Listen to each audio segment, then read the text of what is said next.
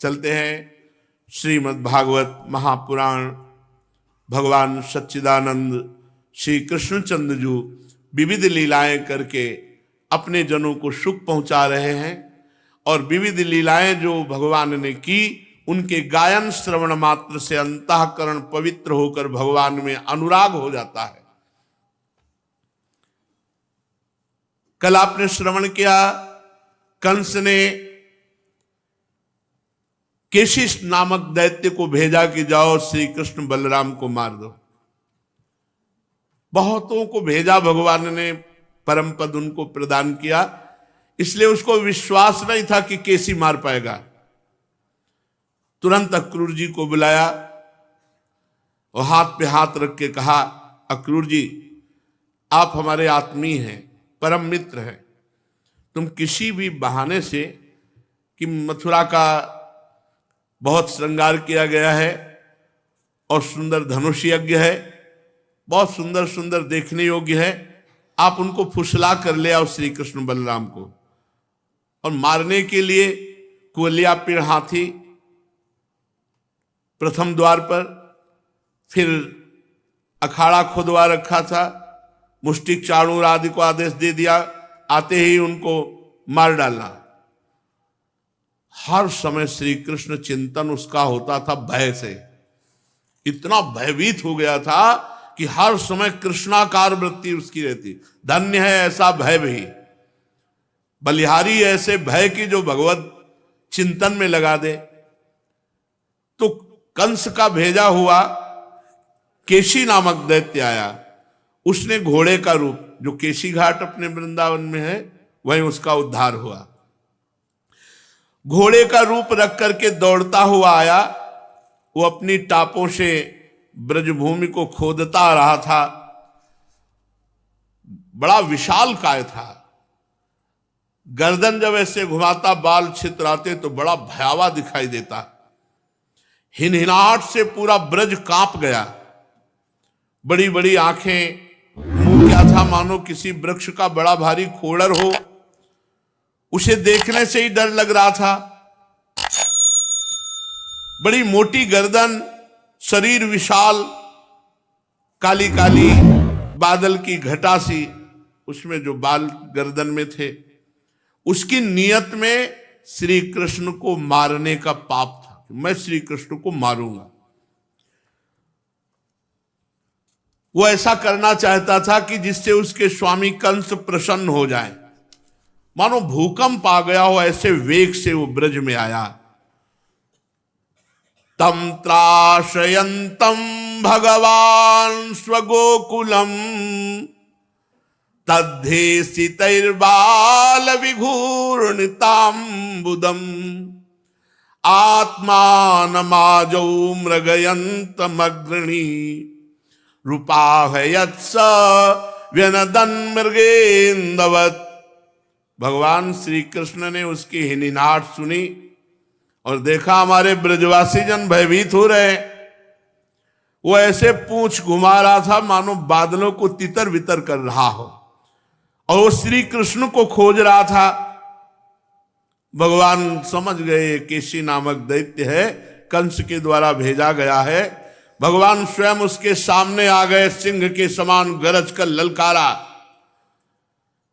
भगवान श्री कृष्ण को सामने देख करके वो और अपना बल प्रदर्शन किया, क्योंकि इन्हीं की खोज कर रहा था। भगवान की ओर मुख फैला करके दौड़ा, मानो भगवान को खा जाएगा। सचमुच परीक्षित, केशी का वेग बड़ा प्रचंड था, उस पर विजय पाना तो कठिन था ही। वो इतना फुर्तीला था कि उसे पकड़ लेना आसान नहीं था। वो दौड़ कर गया और भगवान की छाती में दुलत्ती मारी। भगवान ने कला कौशल के आचार्य हैं, अपने आप को बचा लिया। भला इंद्रियातीत भगवान को एक ऐसी कैसे मार सकता है। भगवान ने अपने दोनों हाथों से उसके दोनों पैर पकड़ लिए, जैसे गरुण भगवान सांप को पकड़ लेते हैं, और क्रोध से उसे घुमाकर अपमान के साथ 400 हाथ की दूरी पर फेंक दिया और कमर में हाथ रखकर प्रभु खड़े हो गए। 400 हाथ दूर जाने पर तो बेहोश हो गया। थोड़ी देर में जब होश आया तो फिर उठ खड़ा हुआ। इसके बाद वो क्रोध से तिलमिलाकर मुंह फाड़कर बड़े वेग से भगवान की ओर झपटा। उसको दौड़ते देखकर भगवान मुस्कुराने लगे। मुंह फाड़कर जब नजदीक आया तो बायां हाथ उसके मुंह में डाल दिया, जैसे सर्प बिना किसी आशंका के बिल में घुस जाता है, ऐसे भगवान उसके मुख में हाथ डाल दिया। वैसे तो भगवान का अत्यंत कोमल कर कमल है, पर उसको केसी को लगा मानो तपाया हुआ लोहा भर दिया गया हो। उसको स्पर्श ऐसा लगा, बाहुश्च तद्देह गतो, जब भगवान उसके मुख में बाहु पधराए तो उसको ऐसा लगा जैसे तपाया हुआ लोहा डाल दिया गया हो। उसके सारे दांत टूटकर गिर गए। भगवान श्री कृष्ण का भुजदंड मुख में बढ़ने लगा।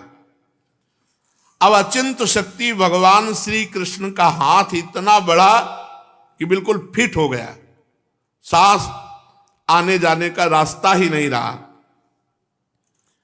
अब वो तो दम घुटने लगी, गिर पड़ा, पैर पीटने लगा, शरीर पसीने से लथपथ हो गया, आंखों की पुतली उलट गई। मलमूत्र का त्याग करते हुए थोड़ी देर में ही उसके प्राण पखेरु निकल गए। निष्प्राण शरीर फूला हुआ होने के कारण वो ककड़ी की तरह फट गया। महाबाहु भगवान श्री कृष्ण ने उनके शरीर से अपनी भुजा खींच ली और भगवान को कोई बल थोड़ी लगाना पड़ा। महाबल भगवान है, बल के समुद्र है। बिना प्रयत्न के केसी दैत्य का भगवान ने उद्धार कर दिया। देवताओं को बड़ा आश्चर्य हुआ। वो भगवान पर फूलों की वर्षा करके स्तुति करने लगे। परीक्षित, देवर्षि नारद जी भगवान के परम प्रेमी और समस्त जीवों के सच्चे हितैषी हैं। कंस के यहां से लौटकर वो अनायास अद्भुत कर्म करने वाले भगवान श्री कृष्ण के पास आए और एकांत में भगवान श्री कृष्ण के चरणों में साष्टांग दंडवत किया और कहा, कृष्ण कृष्णा प्रमेयात्मन योगेश जगदीश्वर वासुदेवाखिलावास सात्वताम प्रवर प्रभो त्वमात्मा सर्वभूतानां मेको ज्योतिरिवैधशाम गूढ़ो गुहाशयः साक्षी महापुरुष ईश्वरः। हे कृष्ण, हे सच्चिदानंद स्वरूप श्री कृष्ण, आपका स्वरूप मन और वाणी का विषय नहीं है। आप योगेश्वर हैं। सारे जगत का नियंत्रण आप ही करते हैं। आप सबके हृदय में निवास करते हैं। आप सबके स्वामी हैं और भक्तों को तो बहुत प्यार करते हैं। हे यदुवंश शिरोमणे, हे हमारे स्वामी, हम आपको बार बार नमस्कार करते हैं। जैसे एक ही अग्नि सभी लकड़ियों में व्याप्त रहती है, वैसे एक आप श्री कृष्ण समस्त प्राणियों में विराजमान हैं, पर आप अपने स्वरूप को छिपाए रखते हैं माया के द्वारा, क्योंकि आप पंचकोश रूपी गुफाओं के भीतर रहते हैं। फिर भी पुरुषोत्तम के रूप में, सबके नियंता के रूप में, सबके साक्षी के रूप में आपका अनुभव होता है। प्रभु, आप सबके अधिष्ठान और स्वयं अधिष्ठान रहित हैं। आपने सृष्टि के प्रारंभ में अपनी माया से ही गुणों की सृष्टि की और उन गुणों को ही स्वीकार करके आप जगत की उत्पत्ति, स्थिति और प्रलय करते हैं। यह सब करने के लिए आपको अपने से अतिरिक्त और किसी भी वस्तु की आवश्यकता नहीं रहती। अर्थात आप अपने आप को ही सृष्टि के रूप में उत्पन्न करते हैं, अपने आप से ही अपना आप का ही पालन करते हैं और अपने आप से ही अपने आप का लय करते हैं, क्योंकि आप सर्वशक्तिमान और सत्य संकल्प है। वही आप दैत्य, प्रमथ और राक्षसों का जिन्होंने आजकल राजाओं का वेश धारण कर रखा है, विनाश करने के लिए, धर्म की मर्यादा की रक्षा के लिए यदुवंश में अवतीर्ण हुए हो। ये बड़े आनंद की बात है प्रभु। आपने खेल ही खेल में घोड़े के रूप में रहने वाले इस केसी दैत्य को मार डाला। इसकी हिनहिनाहट से देवता लोग डरकर स्वर्ग छोड़ देते थे। प्रभु, अब मैं देखूंगा आपके हाथों से चाणूर, मुष्टिक, दूसरे पहलवान, कोलिया पे ढांची और स्वयं कंस को भी आप मार रहे हैं, ऐसा मैं देखूंगा। प्रभु, शंखासुर, कालयवन, मुर, नरकासुर, इनका वध देखूंगा। आप स्वर्ग से कल्पवृक्ष उखाड़ लाएंगे और इंद्र के अभिमान को चूर्ण करेंगे। आप अपनी कृपा, वीरता, सौंदर्य आदि का शुल्क देकर वीर कन्याओं से विवाह करेंगे और जगदीश्वर, आप द्वारिका में रहते हुए नृग को पाप से छुड़ाएंगे। आप जाम्बवती के साथ समंतक मणि को जाम्बवान से ले आएंगे और अपने धाम से ब्राह्मण के मरे हुए पुत्रों को ला देंगे। इसके पश्चात आप पौंड्रक मिथ्या वासुदेव का वध करेंगे, काशीपुरी को दग्ध करेंगे, युधिष्ठिर के राजसूय यज्ञ में चेदिराज शिशुपाल का और वहां लौटते समय उसके मौसेरे भाई दंतवक्त को नष्ट करेंगे। प्रभु, द्वारिका में निवास करते समय आप और भी बहुत से पराक्रम और लीलाएं करेंगे, जिन्हें पृथ्वी के बड़े बड़े ज्ञानी और प्रतिभाशील पुरुष आगे चलकर गाएंगे। मैं वो सब देखूंगा। इसके बाद पृथ्वी का भार उतारने के लिए काल रूप से अर्जुन के सारथी बनेंगे और अनेक अक्षौणी सेना का संहार करके ये सब मैं अपनी आंखों से देखूंगा। प्रभु, आप विशुद्ध विज्ञान घन हैं। आपके स्वरूप में और किसी का अस्तित्व है ही नहीं, आप ही आप हैं। आप नित्य हैं, निरंतर हैं, अपने परमानंद स्वरूप में आप स्थित रहते हैं। इसलिए सारे पदार्थ आपको नित्य प्राप्त है। आपका संकल्प अमोघ है। आपकी चिदानंदमयी शक्ति के सामने माया और माया से होने वाला यह त्रिगुण में संसार चक्र नित्य निवृत्त है, कभी हुआ ही नहीं। ऐसे आप अखंड एक रस सच्चिदानंद स्वरूप निरतिशय ऐश्वर्य संपन्न भगवान की मैं शरण ग्रहण करता हूं। हे अंतर्यामी, हे नियंता, हे श्री कृष्ण, आप परम स्वतंत्र हैं। जगत और उसके अशेष विशेषों, भाव अभाव रूप सारे भेद विभेद ये केवल कल्पना है, केवल आप ही आप हैं। यही है आखिरी स्थिति, जब समझ में आ जाए केवल आप ही आप है। हे श्री कृष्ण, मैं आपको नमस्कार करता हूं।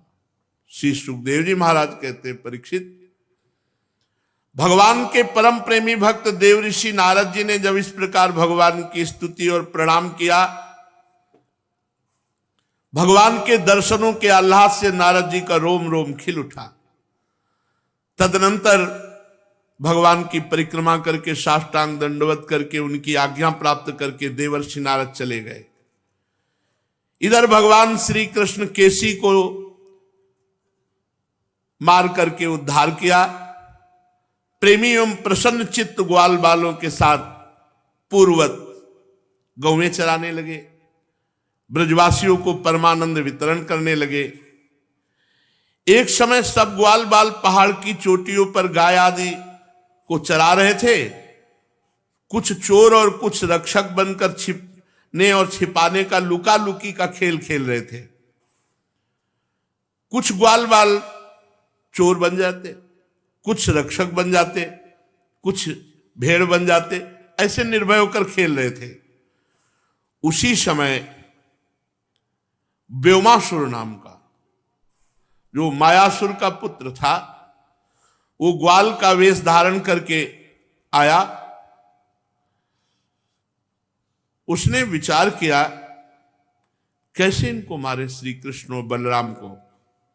बड़ा मायावी था वो, खेल में कोई जान न पावे इसलिए वो चोर बनता। जैसे सब कुछ सखा चोर बन रहे थे, कुछ भेड़ बन रहे थे, कुछ उनके रक्षक बन रहे थे। वो जो भेड़ बने हुए बच्चे खेल रहे थे सखा, वो उनको चुराकर छिपाता। महान असुर बार बार उन्हें ले जाकर एक पहाड़ की गुफा में डाल देता और एक दरवाजा की बड़ी चट्टान ढक देता। इस प्रकार ग्वाल बालों में केवल 4-5 सखा ही रह गए। भक्तवत्सल भगवान ने देखा है क्या हो रहा है, सब सखा कहाँ गए।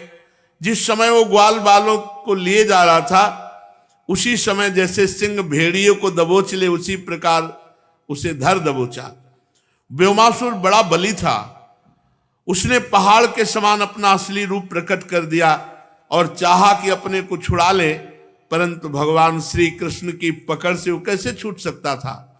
भगवान ने दोनों हाथों से जकड़कर उसे भूमि में गिरा दिया और उसका गला दबाकर उसका उद्धार कर दिया।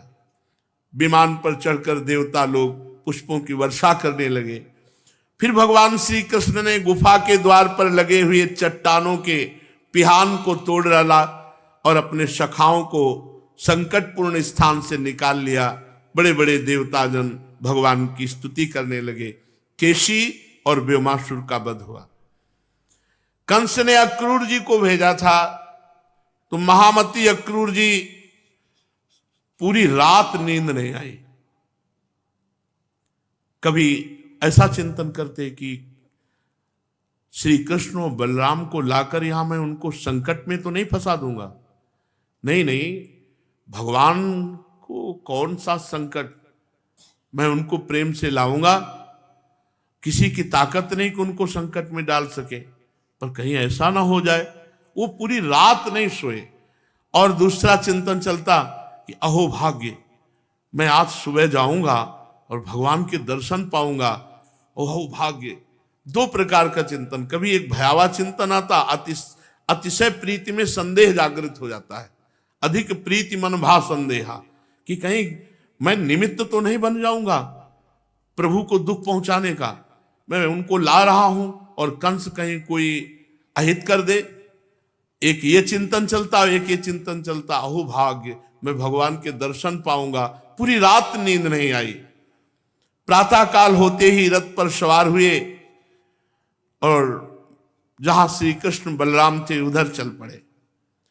परम भाग्यवान अक्रूर जी यात्रा करते समय मार्ग में कमल नयन श्री कृष्ण की प्रेममयी भक्ति से परिपूर्ण हो गए और इस प्रकार सोचने लगे कि मया चरितम भद्रम किम तप्तम परमम तपः किम वाथार्पहयते दत्तम यद द्रक्ष्याम्यद्य केशवम ममई तद्दुर्लभम मन्ये उत्तम श्लोक दर्शनम विषयात्मनो यथा ब्रह्मो कीर्तनम शूद्र जन्मनः।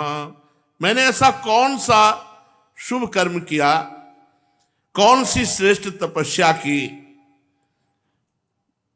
बस यहां प्रेम लक्षणा भक्ति जब जागृत होती है तो मैंने ऐसा किया ये बात ध्यान नहीं आती, कृपा आती केवल। मिश्रित भक्ति में बात आती, मेरे अहो भाग्य, मैंने कौन सा ऐसा पुण्य किया, कौन सा तप किया, कौन सा ऐसा दान दिया जिसका फल मुझे मिल रहा है कि मैं श्री कृष्ण का दर्शन करूंगा। और जबकि तपस्या, दान, शुभ कर्म का ये फल नहीं है, ये केवल कृपा का फल है। भगवत दर्शन भगवत कृपा से होते हैं। भक्त का हृदय अपने शुभ कर्मों की याद, अपनी तपस्या की याद, अपनी साधना की याद नहीं करता, भगवान की कृपा की याद करता है। अगर बीच में कोई याद दिला दे तो भी कहते कि वो साधन भी तो भगवत कृपा से ही बना था।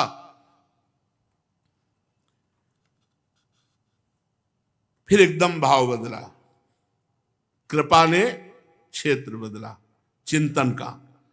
मैं तो बड़ा विषयी हूं, अब आया सही चिंतन। अपने शुभ कर्मों का चिंतन होना, तपस्या का चिंतन होना, ये प्रेम में बाधा है। प्रेम में अपना स्मरण ही नहीं रहना चाहिए। अपने साधन का स्मरण तो बहुत दूर की बात, अपना स्मरण नहीं रहना चाहिए। इसीलिए प्रेम रस में प्रवेश पाने के लिए कहा सर्वेषु साधन वरेषु चिरम निराशा। ये भी बाधा पहुंचा देता है साधना का अहम। अब देखो बदला, मैं बड़ा विषयी हूं। ऐसी स्थिति में बड़े बड़े सात्विक महापुरुष जिनके गुणों का ही केवल गान करते हैं, दर्शन पाना बड़ा कठिन है। उन श्री कृष्ण का दर्शन मेरे लिए बहुत दुर्लभ था, बहुत दुर्लभ।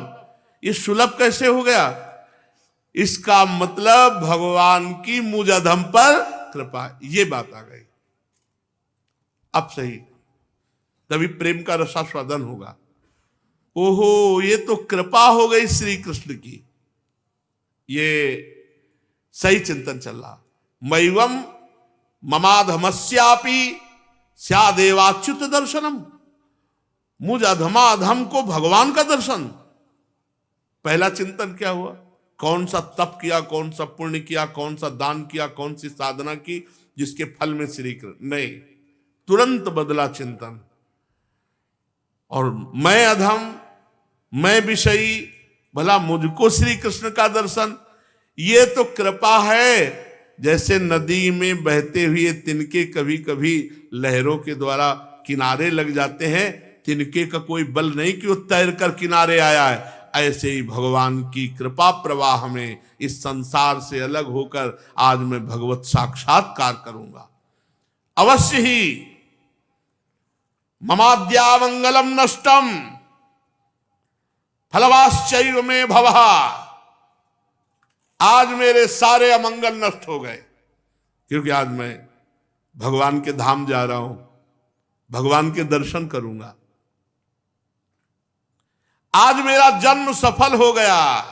फलवाश्चैव में भवः, संसार में आना मेरा सफल हो गया। यही है संसार में आने का फल, भगवत साक्षात्कार। क्योंकि आज मैं भगवान के चरण कमलों में साक्षात नमस्कार करूंगा। यन नमस्ते भगवतो योगी ध्येयांग ही पंकजम।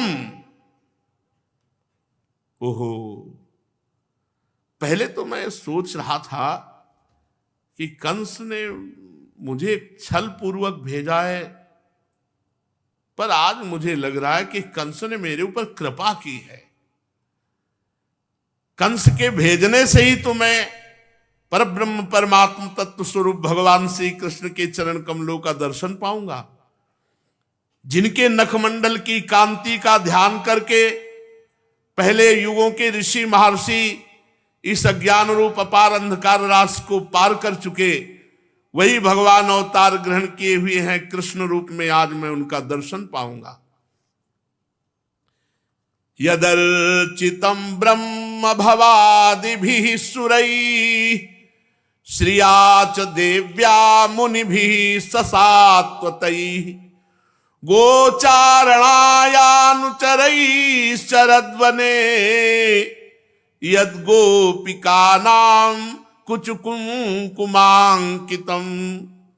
ओहो, भगवान ब्रह्मा, भगवान शंकर, इंद्रादि बड़े बड़े देवता जिनकी उपासना करते हैं, स्वयं भगवती ये लक्ष्मी जी एक क्षण के लिए जिनकी सेवा नहीं छोड़ती, प्रेमी भक्तों के साथ बड़े बड़े ज्ञानी भी जिनकी आराधना में संलग्न रहते हैं, वही भगवान गौचारण करते हैं, ग्वाल बालों के साथ वन वन में फिरते हैं। वे ही सुर मुनि वंदित श्री चरण गोपियों के वक्षा स्थल पर लगी हुई केसर से रंग जाते हैं, चिन्हित हो जाते हैं। बड़ी कृपा में आज उनका दर्शन करूंगा।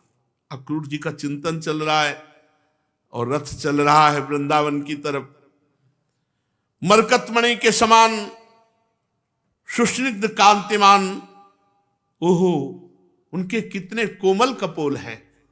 चिंतन, धन्य है, धन्य है जिनका चिंतन हो रहा है भगवान का, धन्य जीवन है।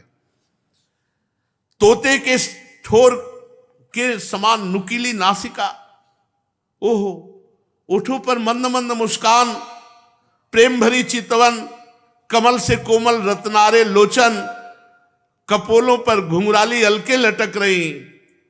ओह, मैं प्रेम और मुक्ति के परम दानी श्री मुकुंद भगवान श्री कृष्ण के मुख का दर्शन करूंगा। हाँ, आज अवश्य दर्शन होगा, क्योंकि हरिण मेरी दाईं ओर से निकल रहे। श्री भगवान पृथ्वी का भार उतारने के लिए स्वेच्छा से मनुष्य की सी लीला कर रहे। वे संपूर्ण लावण्य के धाम है, सौंदर्य की मूर्तिमान निधि है। आज मुझे उन्हीं के दर्शन होंगे, अवश्य होंगे। आज मुझे सहज आंखों का फल मिल जाएगा। आंखों का फल क्या है? भगवत साक्षात्कार हो जाए। भगवान इस कार्य कारण जगत के दृष्टा मात्र है, और ऐसा होने पर भी दृष्टापन का अहंकार उन्हें छू तक नहीं गया। उनकी चिन्मयी शक्ति से अज्ञान के कारण होने वाला भेद भ्रम अज्ञान सहित दूर से ही निरस्त रहता है। भगवान श्री कृष्ण अपनी योग माया से ही अपने आप में भ्रू विलास मात्र से प्राण, इंद्रिय और बुद्धि आदि के सहित अपने स्वरूप भूत जीवों की रचना कर लेते हैं। आज वृंदावन की कुंज निकुंजों में भगवान विविध लीलाएं कर रहे हैं।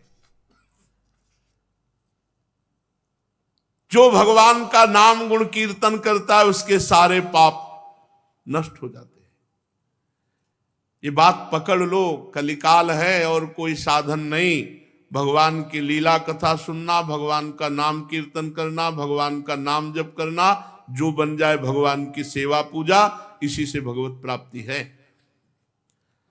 समस्त पापों के नाशक भगवान के परम मंगलमय नाम, गुण, कर्म, जन्म, लीला, इनमें जो वाणी को लगाता है वो निष्पाप हो जाता है। दैवी संपदा जागृत हो जाती है, शोभा का संचार हो जाता है, सारी अपवित्रताएं धुलकर पवित्रता का साम्राज्य छा जाता है।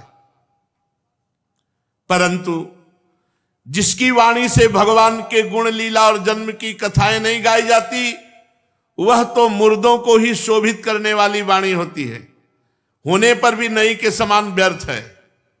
आहा, जिनके गुणगान का ऐसा महात्म है, आज मैं उन भगवान का दर्शन करूंगा। अक्रूर जी मस्त हो रहे प्रेम में। आहा, श्री कृष्ण भगवान स्वयं यदुवंश में अवतीर्ण हुए। किस लिए? अपनी ही बनाई मर्यादा का पालन करने वाले श्रेष्ठ देवताओं का, भक्तों का, संत जनों का परम मंगल करने के लिए।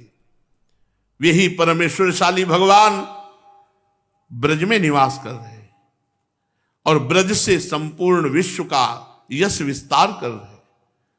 ओहो, भगवान का यश कितना पवित्र है। संत जन, भक्त जन, बड़े बड़े ऋषि मुनि, देवतागण सदैव भगवान के मंगलमय यश का गान करते रहते हैं।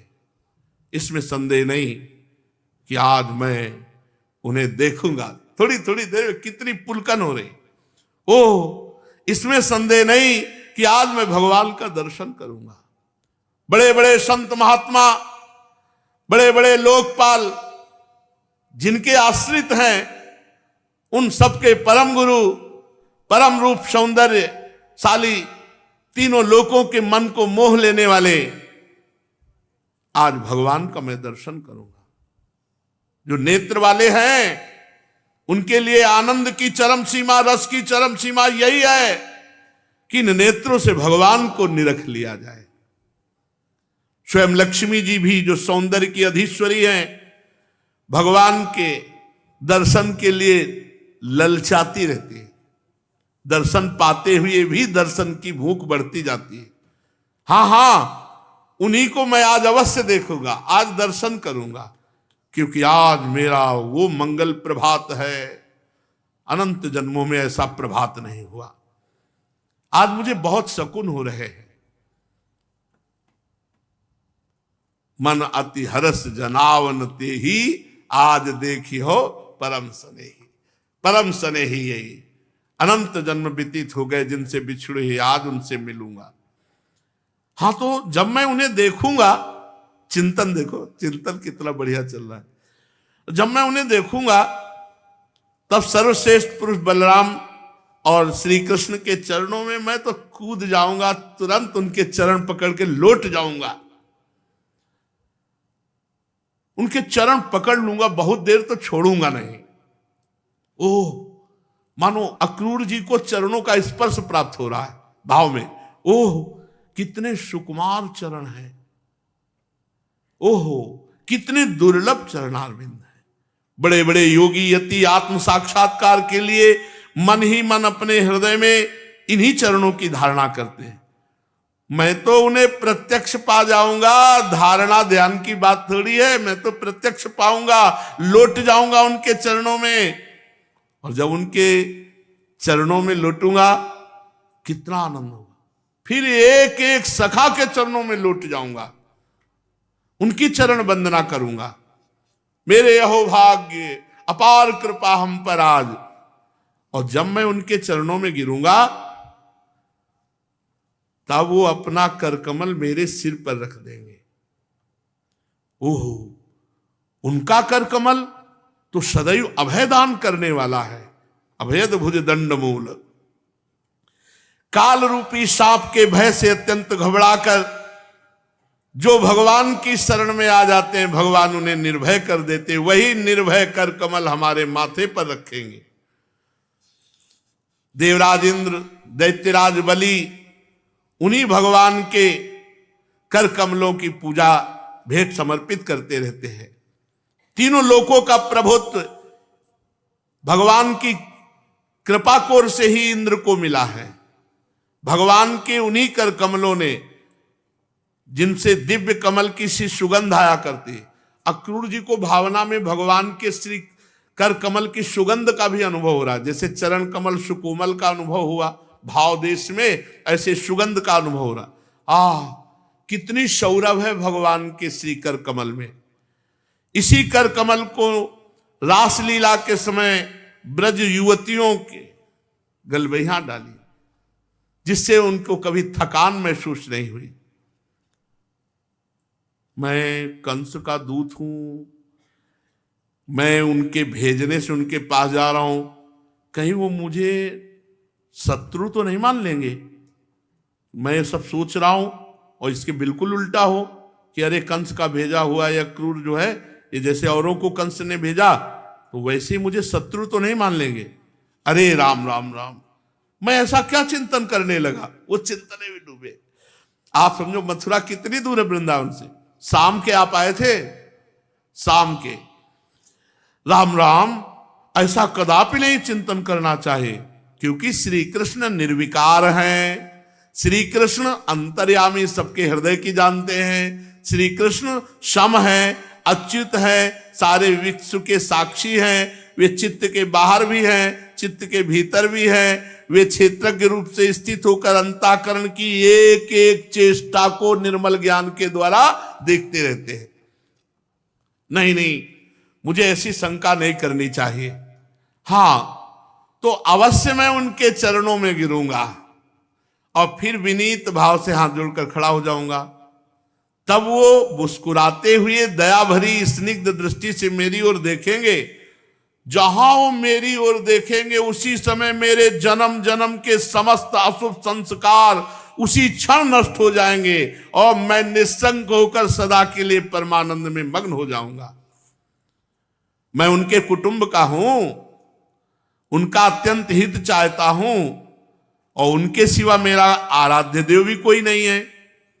ऐसी स्थिति में वो अजान बाहु अपनी बाहों से पकड़कर मुझे अपने हृदय से लगा लेंगे। आहा, जिस समय हृदय से लगाएंगे उस समय मेरा देह परम पवित्र हो जाएगा। परम पवित्र, दूसरों को भी पवित्र करने वाला बन जाएगा। उस समय जब भगवान मुझे अपने हृदय से लगाए होंगे, मेरे सारे कर्म बंधन छिन्न भिन्न हो जाएंगे। मैं अनादिकाल से भटक रहा था, आज मुझे परमात्मा की प्राप्ति होगी।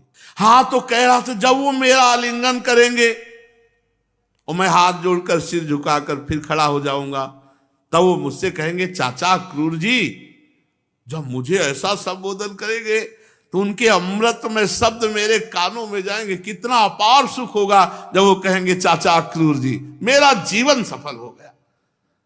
भगवान श्री कृष्ण ने जिसको अपनाया नहीं,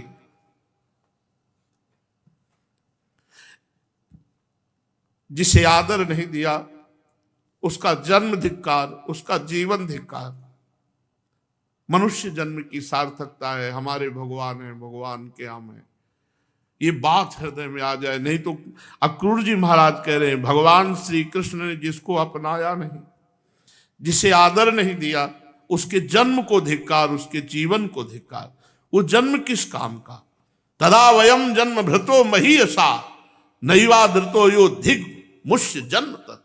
जो भगवान का नहीं हुआ वो जीवन धिक्कार, वो जन्म धिक्कार। हाँ, भगवान का तो ना कोई प्रिय है ना अप्रिय है, ना तो उनका कोई अपना है ना पराया है, ना कोई आत्मीय है ना सुहृद है, ना शत्रु है, ना कोई उपेक्षा का पात्र है। फिर भी जैसे कल्प वृक्ष अपने निकट आकर याचना करने वालों को उनकी मुंह मांगी वस्तु देते ही हैं, वैसे ही भगवान श्री कृष्ण भी जो जिस प्रकार से भजता है उसी रूप में भजते हैं। अपने प्रेमी भक्तों से ही वो पूर्ण प्रेम करते हैं। ना तस्य कश्चित दयिता सुहृत्तमो ना चा प्रियो द्वेष्य उपेक्ष एव वा तथापि भक्तान भजते यथा तथा सुरद्रुमो यद्वदुपाश्रितोर्थदः ये यथा माम प्रपद्यन्ते तास तथैव भजाम्य हम। जो भगवान को जैसे भजता है वैसे ही भगवान भजते हैं, और अपने प्रेमी भक्तों से तो बहुत प्रेम करते हैं। मैं उनके सामने विनीत भाव से सिर झुकाकर खड़ा हो जाऊंगा, बलराम जी मुस्कुराते हुए मुझे अपने हृदय से लगा लेंगे, फिर मेरे दोनों हाथ पकड़कर मुझे घर के भीतर ले जाएंगे, सब प्रकार से मेरा सत्कार करेंगे। इसके बाद मुझसे पूछेंगे कि कंस हमारे घर वालों के साथ कैसा व्यवहार करता है। श्री सुखदेव जी कहते, परीक्षित, स्वफल का नंदन अक्रूर मार्ग में इसी चिंतन में डूबे डूबे रथ से बैठे हुए, रथ चल रहा है, बस ध्यान में डूबे हुए, जिनके चरण कमलों की रज सभी लोकपाल अपने किरीटों के द्वारा सेवन करते हैं। अक्रूर जी जब पहुंचे तो वहां चरण चिन्ह दिखाई दिए श्री भगवान के, जिनमें कमल, यव, अंकुश आदि असाधारण चिन्ह। कूद पड़े रथ से, अरे ये तो मेरे स्वामी श्री कृष्ण के चरण चिन्ह हैं। उन चरण चिन्हों के दर्शन करते ही अक्रूर जी के हृदय में इतना आह्लाद हुआ, वे अपने को संभाल न सके, विह्वल हो गए। प्रेम के आवेग से उनका रोम रोम खिल उठा, नेत्रों से आंसू भर आए, और वो रथ से कूदकर चरण चिन्हों में लौटने लगे। और ये मेरे प्रभु के चरण चिन्ह हैं, रज में लौटने लगे। परीक्षित, सत्य बात है, कंस के भेजने से लेकर यहां तक अक्रूर जी के चित्त की जैसी अवस्था रही, यही जीवों के देह धारण करने का परम लाभ है, अंदर ही अंदर भगवान का चिंतन। इसलिए जीव मात्र का यही परम कर्तव्य है, दंभ से नहीं, नाटक दिखावा नहीं, प्रेम से प्रभु की प्रतिमा, प्रभु के भक्त, प्रभु के चिन्ह, प्रभु की लीला स्थली, इनका पूजन किया जाए, इनमें आसक्ति बढ़ाई जाए और भगवान का स्मरण किया जाए, जिससे भगवान का दर्शन हो जाए। यही मनुष्य जीवन का परम लाभ। शेष चर्चा आगे। श्री राधा वल्लभ लाल की जय।